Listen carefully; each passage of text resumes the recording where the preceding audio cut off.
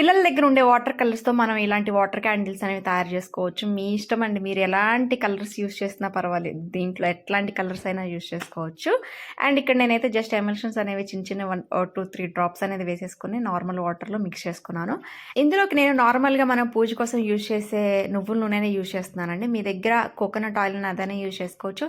లేకపోతే ఆవు నూనె అయినా యూజ్ చేసుకోవచ్చు. అండ్ ఇక్కడ మీకు ముందు చూపించిన వాటర్ క్యాండిల్స్ వీడియోస్‌లో మీకు ఒత్తెలా పెట్టుకోవాలి ప్లాస్టిక్ దాంట్లో అని చెప్పి చూపించలేదు కదా!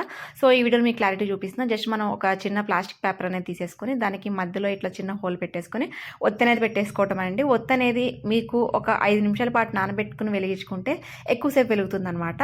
అండ్ ఇక్కడ మీరు ఒత్తనేది అడ్జస్ట్ చేసుకునే దాన్ని బట్టి మనం ఫ్లేమ్ అనేది ఎక్కువ, తక్కువ అనేది ఉంటుంది. మంచి స్మెల్ కావాలంటే మాత్రం ఎసెన్షియల్ ఆయిల్స్ అనేవి యూజ్ చేసుకోండి. సో, ఈ వీడియో మీకు యూజ్‌ఫుల్ అనిపిస్తే మాత్రం ఒక చిన్న లైక్ ఇచ్చి సబ్స్క్రైబ్ చేయండి. బాయ్.